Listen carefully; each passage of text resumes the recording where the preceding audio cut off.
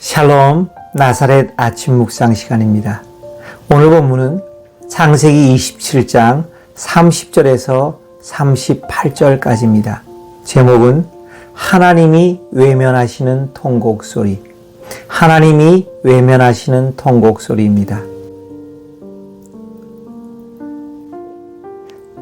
이삭이 야곱에게 축복하기를 마침에 야곱이 그의 아버지 이삭 앞에서 나가자 곧 그의 형 에서가 사냥하여 돌아온지라. 그가 별미를 만들어 아버지에게로 가지고 가서 이르되 아버지여 일어나서 아들이 사냥한 고기를 잡수시고 마음껏 내게 축복하소서. 그의 아버지 이삭이 그에게 이르되 너는 누구냐?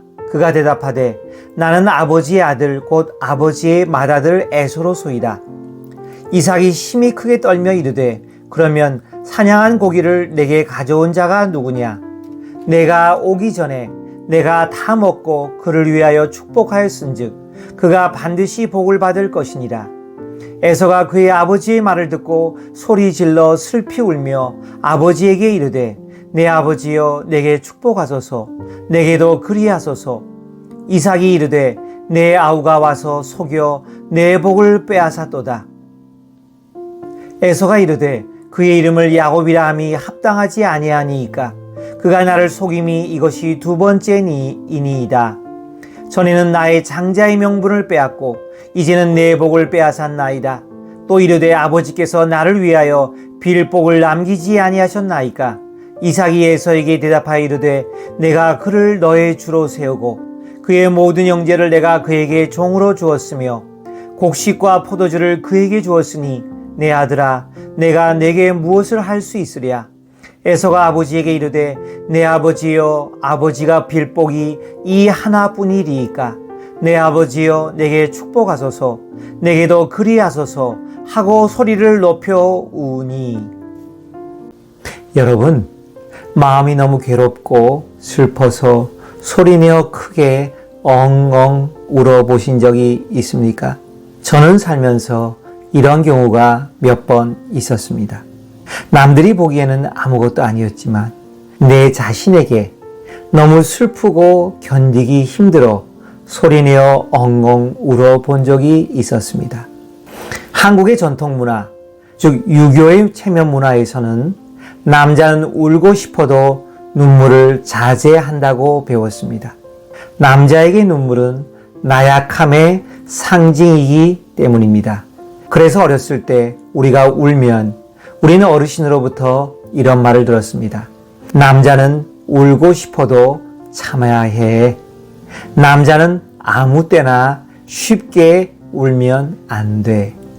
오늘 본문에 나온 한 사람에서는 창세기 27장 오늘 본문에만 두 번이나 크게 울었다고 기록하고 있습니다.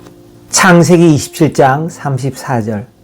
에서가 그의 아버지의 말을 듣고 소리질러 슬피 울며 아버지에게 이르되 내 아버지여 내게 축복하소서.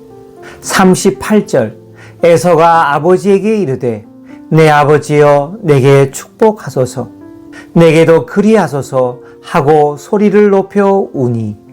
오늘 본문을 보면 에서가 너무 슬퍼서 두 번이나 소리질러 슬피 울고 34절, 38절 소리를 높여 울었다고 기록하고 있습니다. 익숙한 사냥꾼이므로 들판을 종횡무진 누볐던 당당한 에서라고는 쉽게 이해가 되지 않습니다. 이것은 도저히 참을 수 없는 큰 슬픔에 빠진 것임에 틀림없습니다. 그 이유는 뭘까요? 본문에 동일하게 나옵니다. 내 아버지여 내게 축복하소서. 34절과 38절. 이 한 가지입니다. 동생 야곱에게 축복권을 빼앗긴 것에 대하여 억울하고 슬퍼서 운 것입니다. 장자인 자기를 축복하시겠다고 해놓고 어이없게 동생을 축복한 아버지의 실수에 대한 서운함과 원망 때문입니다.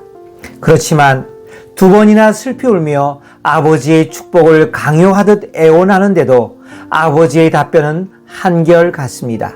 27장 34절. 이삭이 심히 크게 떨며 이르되 그러면 사냥한 고기를 내게 가져온 자가 누구냐?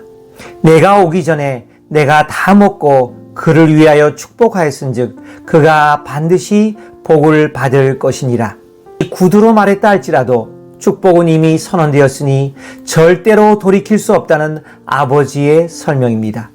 아무리 실수처럼 보여도 하나님의 섭리 안에서 시행되었으므로 절대로 번복될 수 없는 일이 있다는 것입니다. 여러분과 함께 생각해 볼 핵심은 이것입니다. 우리가 예수 그리스도를 통해 배운 중요한 사실 한 가지가 있습니다. 하나님은 사랑의 하나님이십니다. 하나님은 사랑의 아버지이십니다. 그 하나님께서는 당신의 자녀인 사랑하는 백성들, 우리들을 눈동자같이 지키신다고 우리는 배웠습니다. 신명기 32장 10절 말씀. 그러므로 사랑하는 자녀의 한숨과 눈물도 다 알고 계십니다. 틀림없죠? 그렇다면 어떻게 해서 이런 일이 벌어진 걸까요? 히브리서 기자는 11장에서 위대한 믿음의 사람들을 말합니다. 그리고 12장에 와서 우리가 하나님의 사랑받는 아들이기 때문에 징계가 있다고 말합니다. 이 중요한 진리를 말한 후에 이런 이야기를 하죠. 그럼에도 불구하고 하나님의 은혜를 거역한 자에 대한 경고를 말해주죠. 그러면서 에서의 경우를 들고 있습니다. 현대어 번역으로 함께 읽어볼까요? 히브리서 12장 16절과 17절 말씀, 현대어 번역. 누구도 성적 범죄에 빠져들거나 에서가 그러했던 것처럼 하나님께 무관심하지 않도록 조심하십시오. 에서는 팥죽 한 그릇에 맏아들의 권리를 팔아먹었습니다. 나중에 가서 에서는 후회의 눈물을 흘리면서 그 권리를 찾으려고 했지만 이미 때는 늦었습니다. 그러므로 이 일을 기억하고 언제나 조심하십시오. 우리 모든 그리스도인의 삶을 잠깐 돌아볼까요? 우린 아무것도 주님 앞에 내세울 공로가 없는 사람들입니다. 그러나 긍휼에 풍성하신 그리스도의 사랑으로 우리는 믿을 때 무조건 구원받고 하나님의 사랑받는 자녀가 되었습니다. 그런데 이 하나님의 한량없는 무조건적인 은혜 안에 살고 있으면서도 결국에는 이 은혜의 완성인 천국에 도달하지 못하는 자가 있다는 것입니다. 그 대표적인 예가 바로 구약 성경에 나오는 에서라는 것입니다. 에서의 죄는 바로 하나님께 무관심했던 것, 불신앙이라고 오늘 본문은 쉽게 설명합니다. 그래서 팥죽 한 그릇에 그 소중한 장자의 권리를 팔 수 있었고 본인은 까맣게 잊어먹었지만 정작 하나님의 축복을 받아야 할 시기에 이 엄청난 불행을 당하게 된 것입니다. 간단히 제가 기억하기로는 성경에 나오는 통곡한 사람들, 크게 슬피 운 사람들을 3명이 기억납니다. 아기를 낳지 못해 서러움을 당하는 한나의 통곡이 있습니다. 하나님으로부터 시한부 생명을 선고받은 히스기야의 통곡이 있었습니다. 마지막으로는 예수님을 3번이나 부인했던 베드로의 통곡이 있었습니다. 그런데 이 3사람의 공통점은 그들의 통곡 소리는 하나님께 상달되었고 하나님의 긍휼하심을 입었다는 것입니다. 함께 기도하겠습니다. 사랑의 하나님, 오늘 에서가 당한 이 슬픔의 사건을 통해 우리에게 말씀해 주시니 감사합니다. 우리가 사는 환경이 아무리 외롭고 힘들고 어렵다 할지라도 우리가 받은 최고의 선물, 하나님의 자녀된 축복과 의무를 결코 소홀히 하지 않는 자 되게 하여 주시옵소서. 예수님의 이름으로 기도합니다. 아멘. 히브리서 12장 16절에서 17절 말씀, 세번역. 또 음행하는 자나 음식 한 그릇에 장자권을 팔아넘긴 에서와 같은 속된 사람이 생기지 않도록 주의하십시오. 여러분이 알다시피 에서는 그 뒤에 축복을 상속받기를 원하였으나 거절당하였습니다.